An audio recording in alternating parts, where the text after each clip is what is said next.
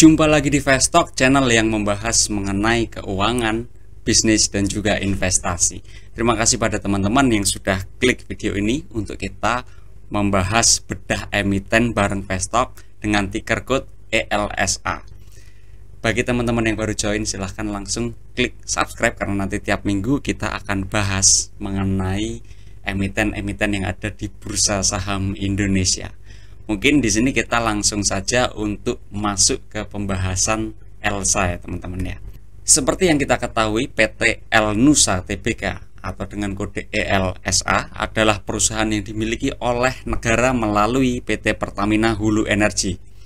Yang mana ELSA sendiri bergerak dalam bidang jasa hulu migas, jasa penunjang migas, dan juga jasa distribusi dan logistik energi. Setelah kita perdalam, visi utama dari ELSA ini ingin menjadi perusahaan jasa energi terkemuka yang memberikan solusi total. Untuk mencapai visi tersebut, misinya dibagi menjadi 4 teman-teman. Yang pertama adalah meningkatkan kelangsungan bisnis yang berkelanjutan dan menguntungkan. Yang kedua adalah memenuhi dan menjaga kepuasan pelanggan dengan memberikan solusi total melalui sinergi, operational excellence, dan lain sebagainya. Lalu yang ketiga adalah meningkatkan kesejahteraan dan kesempatan untuk berkembang bagi karyawannya. Dan yang keempat adalah membangun hubungan yang harmonis dan saling menguntungkan dengan pemerintah, mitra, dan masyarakat. Kita melihat di sini visi dari ELSA ini cukup besar, cukup bagus. Yang mana ini nanti ketika ELSA mencapai limitasi tertentu, energi ini kan cukup luas ya teman-teman ya. Yang mana kemarin kita sempat bahas Pegas juga, yang mana di bidang energi juga, jasa juga, sehingga ini akan ada kemiripan mungkin, tetapi spesifik untuk sekarang memang mereka bergerak di dua komoditas yang berbeda. Nanti kita bahas lebih lanjut ya teman-teman ya. Tapi di sini misinya untuk mencapai visi ke sana, ini kita melihat cukup bagus mempertimbangkan berbagai pemangku kepentingan yang ada, sehingga kita di sini bisa langsung next saja.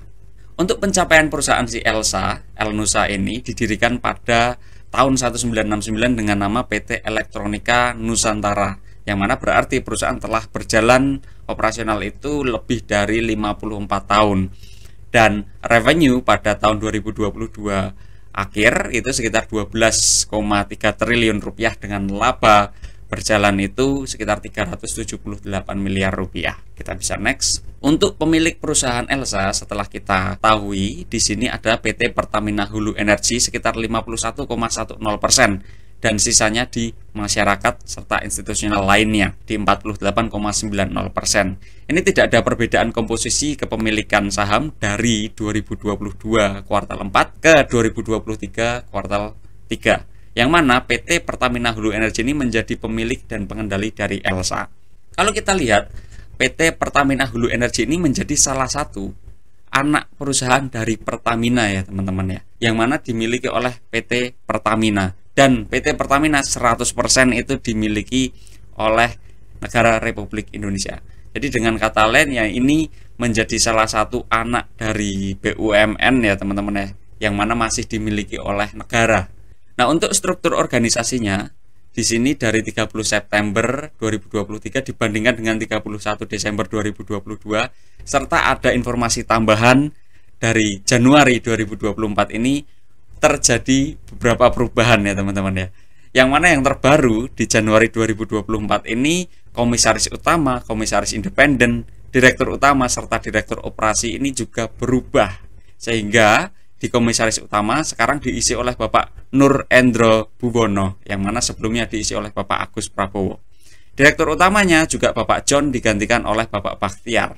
Ini bisa menjadi note bahwasannya perubahan susunan direktur dan komisaris ini sangat mudah terjadi di BUMN.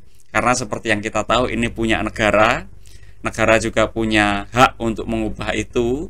Dan sedangkan pemimpin negara kita ini, presiden juga diisi berdasarkan coblosan kan ya teman-teman ya. Artinya apa?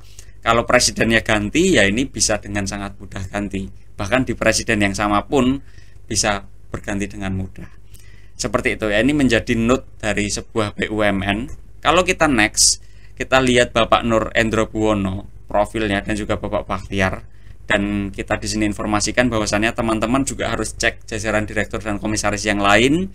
Kalau terjadi perubahannya sering ya teman-teman harus sering-sering cek itu. Di sini kita bantu sampling 2 orang, Bapak Nur Endra dan juga Bapak Baktiar sebagai sampling untuk kita mengetahui latar belakangnya. Tapi untuk gambaran yang solid teman-teman harus cek masing-masing ya teman-teman ya. Lalu Bapak Nur Endra di sini diangkat sejak Januari 2024. Memang pengalaman beliau ini sudah 30 tahun di industri perminyakan. Dari latar belakang pendidikan, beliau dari teknik mesin ITB, dan pengalaman kerjanya memang cukup bagus ya teman-teman ya. Terakhir itu di komisaris di PT PDSI di tahun 2021. Sebelum-sebelumnya juga dari perusahaan yang bergerak di industri perminyakan. Intinya gini, dari Bapak Nur Endra secara pendidikan itu juga bagus karena ITB menjadi salah satu universitas terbagus di Indonesia ya teman-teman ya, dan juga pengalamannya pun juga bagus. Lalu Bapak Baktiar ini diangkat menjadi direktur utama juga sama barengan, ini Januari 2024. Latar belakang pendidikannya beliau dari Universitas Trisakti dan juga dari University of Tulsa ini di Oklahoma. Lalu dari sisi pengalaman kerja, ini beliau sebelumnya memang sudah menjadi direktur keuangan di Elsa sendiri, lalu diangkat menjadi direktur utama, dan sebelum-sebelumnya beliau punya pengalaman itu dari sisi keuangan, dari banking. Dari sini note-nya mungkin adalah Bapak Nur Endra maupun Bapak Baktiar punya riwayat pendidikan dan pengalaman kerja yang cemerlang, tetapi keduanya masih relatif baru di Elsa maupun Pertamina Group, terutama untuk Bapak Nur Endra. Seperti itu teman-teman. Kita bisa next untuk bisnis model dari Elsa. Elsa sendiri ini kalau kita lihat mereka memberikan jasa kepada konsumen dan konsumen ini membayarkan biaya jasanya. Bidang usaha dari Elsa itu terdiri dari jasa hulu migas, jasa penunjang migas, dan juga jasa distribusi dan logistik energi. Kalau kita lihat keunggulan utama ya dari bisnis model seperti ini, bisnis jasa ini memiliki kecenderungan untuk membutuhkan modal yang relatif rendah, sehingga ekspansi bisnis dapat lebih mudah dilakukan sampai limitasi tertentu karena bisnis jasa. Tetapi kelemahan utamanya juga membutuhkan keahlian tingkat tinggi dan tingkat keuntungan cenderung lebih terbatas. Kita perdalam lagi untuk bisnis model di sini. Wilayah operasi jasa hulu migas sendiri ini tersebar di Indonesia, yang mana dominasinya di Pulau Jawa dan juga Pulau Sumatera. Sedangkan kalau untuk wilayah operasi jasa penunjang ini juga kurang lebih hampir sama, tetapi memang dari sisi Kalimantan juga lebih penuh ya, lebih ya ada isinya. Kalau kita bicara base-nya ya masih di Jawa dan juga Sumatera teman-teman untuk jasa penunjang. Serta dari wilayah operasi jasa distribusi dan logistik energi kurang lebih hampir sama, tetapi dari Sumatera, Jawa dan Kalimantan ini juga lebih lengkap. Ini teman-teman bisa baca lebih lanjut, bisa di zoom in juga untuk apa sih isi dari masing-masing jasa yang diberikan oleh Elsa ini. Dan kalaupun teman-teman ingin baca lebih detail juga di laporan tahunan juga tertera ya teman-teman ya. Kita perdalam di sini struktur bisnis tadi kan ada 3, wilayah operasi juga sudah kelihatan secara garis besar kurang lebih hampir sama, Jawa Sumatera lah. Kalaupun ada Kalimantan yaitu sebagian gitu. Indonesia Timur kalaupun ada yaitu sebagian masihan. Nah, kalau dilihat struktur bisnis mereka membagi menjadi 3, itu ada jasa hulu migas, jasa penunjang migas, dan juga jasa distribusi dan logistik energi. Di jasa hulu migas, Elsa ini menyediakan jasa pengukuran data geofisika, jasa pengeboran migas, dan juga jasa oil field, dan juga jasa operating and maintenance, serta EPC ya, engineering, procurement, dan juga construction. Entitas anaknya ini melalui PT Elnusa Geoscience Indonesia dan juga dari EOS. Sedangkan pada jasa penunjang migas, ini Elnusa menyediakan jasa penguliran, perdagangan pipa, pembuatan ulir untuk pengeboran tadi, jasa pengelolaan data, informasi sumber daya migas, lalu jasa pengelolaan data migas, dan jasa-jasa lainnya. Ini untuk jasa penunjang. Sedangkan jasa distribusi dan logistik energi, ini yang menarik teman-teman. Elsa ini menyediakan jasa penyimpanan bahan bakar minyak, pendistribusian bahan bakar minyak, perdagangan industri, dan juga yang lainnya. Ini kalau kita lihat, kita note, ini BBM ya teman-teman ya. jasa distribusi dan logistik. Sedangkan di Pegas kemarin mereka backbone-nya juga masih distribusi dan logistik, tapi spesifik pada komoditas gas. Sedangkan kalau di sini di BBM. Nah, ini menyambung ke visi tadi. Kalau ini dua-duanya ingin besar di segmen energi, ini pasti akan beririsan karena sama-sama logistik, yang satunya gas, yang sini BBM. Ketika BBM katakanlah sudah terpenuhi semua, lalu kalau dari Pegas ini sudah terpenuhi semua, ini mereka akan ada gesekan nih, seperti itu, yang mana dua-duanya sama-sama BUMN. Tapi kalau di sekarang, limitasi sekarang masih jauh untuk kita kembangkan Indonesia, ya ini masih punya segmen yang berbeda karena komoditasnya berbeda ya teman-teman ya. Kita bisa next. Untuk keunggulan kompetitif kalau kita lihat Elnusa ini punya dua keunggulan kompetitif. Yang pertama, holding company yang kuat. Elsa ini perusahaan yang dimiliki oleh negara melalui Pertamina. Hal ini menjadi keuntungan bagi sebuah perusahaan karena nanti akan dapat kemudahan akses yang lebih baik terhadap modal, terhadap konsumen dan pemangku kepentingan lainnya, sehingga ini bisa berpengaruh kepada profitabilitas perusahaan.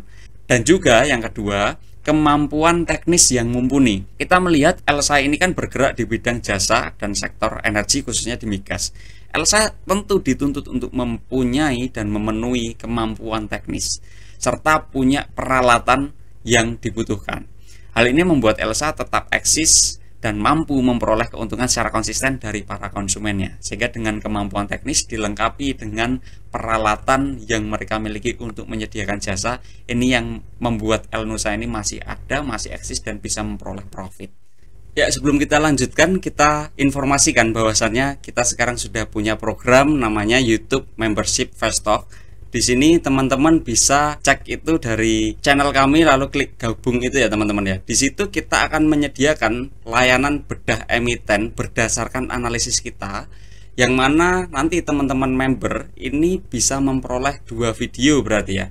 Karena 1 video per minggu itu dari channel kita, teman-teman bisa saksikan, dan 1 video lainnya ini memang kita tampilkan untuk member. Yang mana berarti kalau teman-teman ini mengikuti program ini, berarti teman-teman bisa memperoleh 2 video per minggu dari channel kami, yang satu dari subscriber original dan yang satu dari program member. Nah, bedanya apa? Kalau di program YouTube Membership Fast Talk ini, kita analisis saham itu berdasarkan analisis kita, top down analysis, dan dari situ kita sampaikan saham-saham yang menjadi pilihan kami yang bisa dicermati. Sehingga dengan ini teman-teman bisa belajar dan menyusun portofolio itu lebih mudah dan juga lebih cepat. Lalu dari sisi neraca, kita bahas Elsa dari sisi neracanya. Kita bisa lihat pertumbuhan neracanya itu cukup terlihat dalam 10-11 tahun terakhir ya teman-teman ya. Ini relatif tumbuh asetnya dengan pola yang relatif mudah diprediksi. Dan kalau kita ketahui, komposisi aset didominasi oleh current asset teman-teman. Current asetnya cukup tebal, yang mana komponen current asset ini paling dominan berisi piutang usaha. Setelah kita breakdown, ternyata 35% dari piutang usaha itu sudah jatuh tempo dan belum terbayar. Dari sisi fixed asset, ini komponen paling dominan ini berisi aset tetap berupa mesin dan peralatan serta konstruksi baja. Untuk dari sisi current asset ini yang perlu di-note karena piutangnya cukup tebal, sehingga nanti kita perlu ketahui rasio aktivitas dari pembayaran piutang, berapa lama piutang itu menjadi kas, ini kita harus note. Dan kita bisa next. Dari sisi neraca yang lain, ini membandingkan ekuitas dan juga utangnya. Per 2023 kuartal 3 dominasi aset itu diisi oleh utang, yang mana utangnya berisi utang jangka pendek teman-teman. Dan kalau kita lihat ekuitasnya memang secara relatif tumbuh, pertumbuhannya cenderung moderat ya teman-teman ya. Tingkat pertumbuhannya sekitar 6,61% per tahun. Dan kita bahas utang jangka pendek, ini dominasi oleh liabilitas beban akrual, yang mana dominasi berisi beban jasa subkontrak. Berarti kita bisa ketahui teman-teman bahwasannya bisnis model dari Elsa ini, mereka juga kerjasama dengan pemangku kepentingan lain, bisnisnya dia vendorkan lagi. Jadi tidak hanya dia kerjakan sendiri, tapi divendorkan lagi karena ada beban jasa subkontrak. Lalu dari sisi utang jangka panjang, pada dasarnya ini tidak terlalu signifikan. Dominasinya berupa utang suku. Oke, kita bisa next. Dari sisi laba rugi ya teman-teman ya. Laba rugi pada 10-11 tahun terakhir ini secara relatif revenue tumbuh dengan rata-rata sekitar 11,28% per tahun, yang mana ini cukup tinggi. Sedangkan rata-rata pertumbuhan laba bersihnya sekitar 8,58% per tahun. Artinya di sini ada inefisiensi dari operasional, kegiatan operasional, karena pertumbuhan revenue-nya lebih tinggi dibandingkan pertumbuhan dari laba bersih. Yang mana revenue Elsa ini terlihat bertumbuh sejak 2017 sampai 2023. Sedangkan 2013 sampai 2017 ini relatif berfluktuasi saja. Nah, pola pertumbuhan revenue kalau kita lihat polanya ya, ini setiap 4 sampai 5 tahun sekali terjadi lonjakan. 2013 ke 2017 fluktuatif, 2018 sampai 2021 ada lonjakan. 2022 2023 ini ada lonjakan lagi. Jadi setiap 4 sampai 5 tahun sekali ada lonjakan kalau kita lihat. Nah, kita lihat kontribusi pendapatannya. Siapa yang menjadi kontributor? Tadi kan ada 3 segmen bisnis ya, teman-teman ya.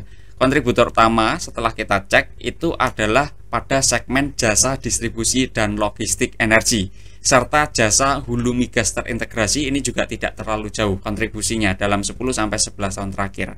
Sedangkan rata-rata pertumbuhan pendapatan tertinggi ada pada segmen jasa penunjang migas. Justru malah jasa penunjang migas yang punya pertumbuhan lebih tinggi, yaitu sekitar 21,13% per tahun, walaupun kontribusinya masih kecil ya terhadap revenue. Sedangkan rata-rata pertumbuhan pada segmen jasa distribusi dan logistik energi ini sekitar 17,09% per tahun. Jadi kalau kita lihat dari revenue, yang lebih stabil kan memang jasa hulu migas. Tetapi yang dijagokan untuk tumbuh dan menjadi kontributor utama ya ini jasa distribusi dan logistik energi, yang mana tadi isinya adalah itu warehouse untuk BBM dan distribusinya untuk BBM ya teman-teman. Elsa bisnisnya logistik dan distribusi, Pegas kemarin kita bahas juga logistik dan distribusi untuk gas, mereka pakai pipa. Kita bisa next. Kontribusi laba periode berjalan. Kalau tadi revenue, sekarang diperdalam laba periode berjalan. Kontributor utama dalam memperoleh laba periode berjalan ini adalah segmen jasa distribusi dan logistik dengan rata-rata pertumbuhan cukup tinggi, yaitu 21,48%. Jadi bisa kita ketahui kembali Elsa ini bisnisnya distribusi dan logistik, spesifik di BBM teman-teman.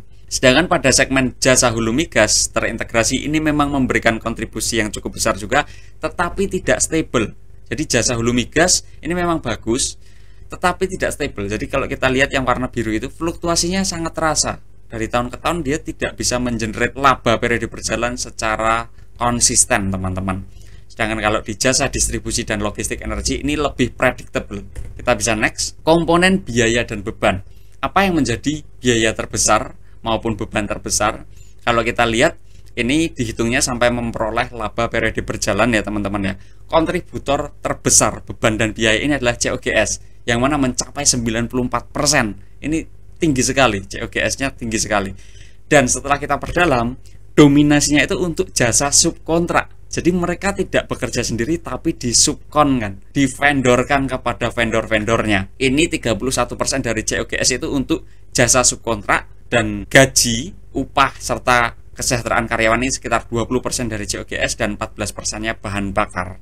Artinya ini sangat tergantung juga dari vendor-vendor yang bekerja sama dengan Elsa.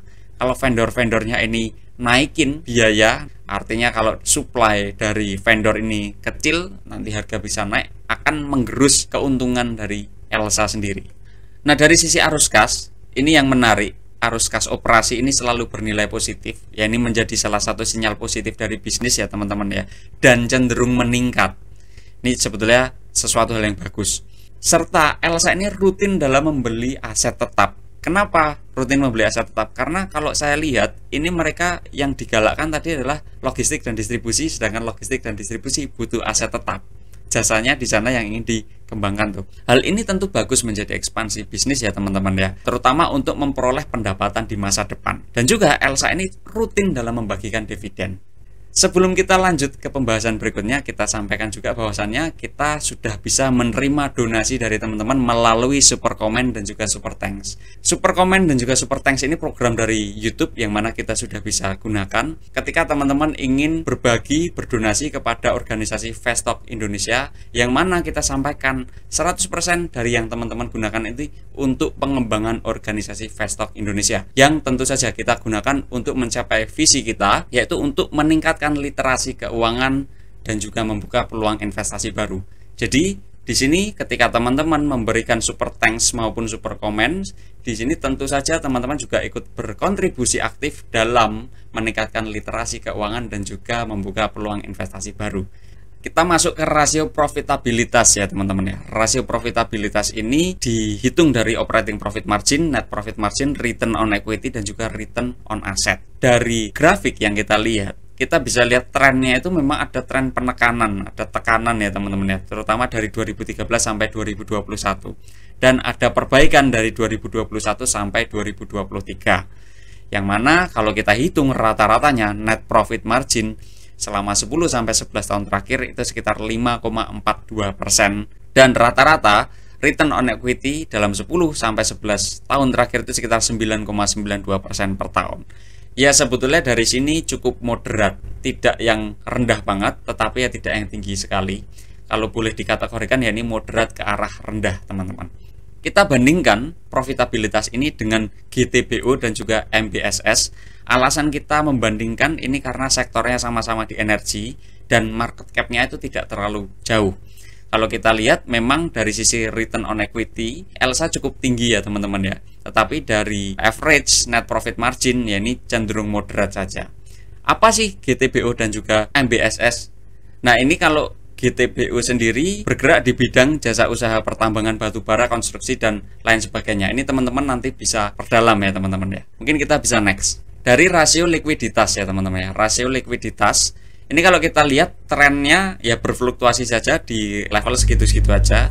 Tetapi secara relatif memang pada tingkat risiko yang moderat ke arah risiko rendah. Karena kita bisa lihat quick rasionya itu selalu di atas 100% teman-teman. Yang mana ini risikonya ya moderat ke arah rendah. Next kita lanjut ke rasio solvabilitas ya teman-teman ya. Di rasio solvabilitas ini kita bisa lihat bahwasanya tingkat debt equity ratio ini mengalami peningkatan. Artinya secara relatif ini memang mengalami tren tekanan. Meskipun demikian kita lihat bahwasanya rasio solvabilitas yang ada ini memang masih tergolong risikonya moderat. Karena kalau kita lihat di kondisi 2023 kuartal 3, operating profit ini bisa mengcover 6 kali lebih dari interest expenses-nya. Sehingga kita bisa cermati ke depan ini seperti apa, karena kalau kita lihat trennya debt equity rasionya itu naik. Memang masih manageable, tapi memang perlu diawasi. Kita next untuk rasio aktivitasnya. Nah ini yang tadi menyambung di sisi neraca kan piutangnya cukup tinggi ya. Kita bahas di sini untuk mulai dari persediaannya dulu, karena ini bisnis jasa. Tentu tingkat persediaan harusnya rendah, perputarannya lebih cepat. Di sini ELSA membutuhkan kurang lebih setengah bulan untuk mengubah persediaan menjadi penjualan. Dan ini yang kedua, days in receivable inilah. ELSA membutuhkan waktu sekitar 3 bulan lebih untuk menagih piutang menjadi cash. Yang mana kalau piutangnya tadi cukup tinggi, di sini dari rasio days in receivable kurang lebih 3 bulanan. Ya kami rasa ini cukup bagus, masih cukup oke ya teman-teman ya, walaupun piutangnya cukup tinggi dibandingkan dengan komponen neraca lainnya, tetapi perputarannya sebetulnya cukup cepat. Berikutnya di days in payable, ELSA membutuhkan waktu atau memiliki waktu ya sekitar 1 bulan untuk membayar utang usaha. Artinya dengan ini rasio piutangnya masih tergolong manageable teman-teman, karena dia hanya kurang lebih 3 bulan untuk mengubah piutang itu menjadi cash. Dividend yield dari 10 sampai 11 tahun terakhir, dividen selalu diberikan oleh ELSA kepada pemegang saham. Yang mana kalau kita lihat di sini dividen yield dan juga dividen yield aksen, ini ketentuannya masih sama. Dividen yield itu adalah tingkat dividen yang diperoleh kalau kita beli saham di tahun tersebut. Sedangkan kalau dividen yield aksen ini adalah tingkat dividen yang kita peroleh ketika membeli saham di harga penutupan tahun 2013. Rata-rata dividen yieldnya ini sekitar 3,88% per tahun, yang mana rata-rata dividen yield aksen ini sekitar 3,95% per tahun. Kalau digolongkan tingkat dividen yield 3-4%-an sebetulnya lumayan ya teman-teman ya, walaupun tidak yang tinggi tetapi ya ini cukup lumayan. Kita bisa next masuk ke valuasi. Kita hitung masih sama, gunakan discounted cash flow dan juga price brand karena masih cukup relevan kita gunakan itu. Discounted cash flow dulu kita bahas, asumsinya masih sama. Yang pertama cash flow per share ini digantikan dengan earning per share, yang mana estimasi earning per share ini menggunakan rata-rata 10-11 tahun terakhir karena cukup fluktuatif laba bersihnya, yaitu sekitar Rp43,53 per lembarnya. Discount rate-nya kita bisa hitung sekitar 15. Lalu growth rate ini dalam 10-11 tahun terakhir itu sekitar 8,58% per tahun, dan kita asumsikan bisa bertahan 10 tahun ke depan. Yang mana growth rate selama 30 tahun ke depan setelah kondisinya lebih mature itu sekitar 5% per tahun. Hasil perhitungan menunjukkan bahwasannya discounted cash flow dari ELSA itu sekitar Rp562 per lembar. Sedangkan kalau dari valuasi price brand kita menggunakan PE ratio, estimasi earning per share masih sama di Rp43,53 per lembar. Rata-rata PE ratio dalam 10-11 tahun terakhir sekitar 9,57, yang mana hasil perhitungan valuasi sekitar Rp416 per lembar sahamnya. Kalau kita bandingkan dengan harga sekarang, ini penutupan di 21 Januari 2024 harganya sekitar 408, ya berarti sebetulnya masih sedikit di bawah harga wajar ya teman-teman ya. Dari notasi khusus dari regulator tidak ada, jadi kita bisa next. Hal yang perlu dicermati di sini, jajaran komisaris dan direksi ini sama seperti perusahaan BUMN lainnya, kerap terjadi perubahan. Nah, hal inilah yang relatif tidak bagus untuk kondisi bisnis, untuk perkembangan dan pertumbuhan bisnis. Karena ganti orang lagi, nanti orangnya harus belajar lagi mengetahui latar belakang bisnisnya. Ini ada kecenderungan untuk tidak terlalu bagus bagi bisnis, walaupun tidak sepenuhnya jelek ya teman-teman ya.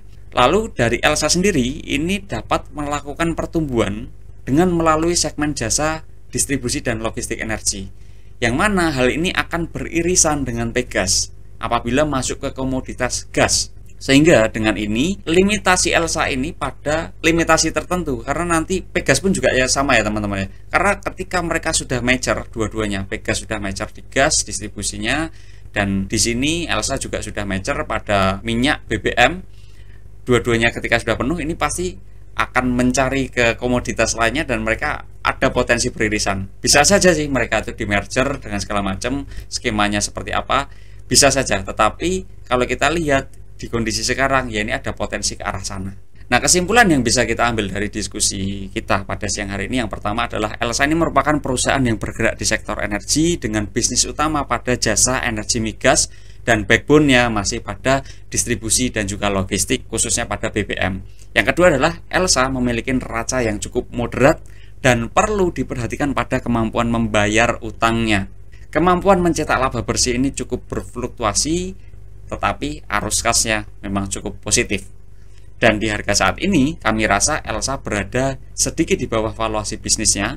Untuk tindakan akumulasi ini kita sampaikan bahwasanya perlu diperhatikan langkah pengembangan ke depan dari perusahaan seperti apa. Ini yang perlu diketahui oleh investor. Sudah sampai ke penutupan, terima kasih pada teman-teman yang sudah menonton sampai akhir. Disclaimer-nya adalah selalu lakukan analisis ulang karena setiap kegiatan investasi itu mengandung risiko. Jadi teman-teman pastikan memahami risikonya sebelum melakukan tindakan jual maupun beli.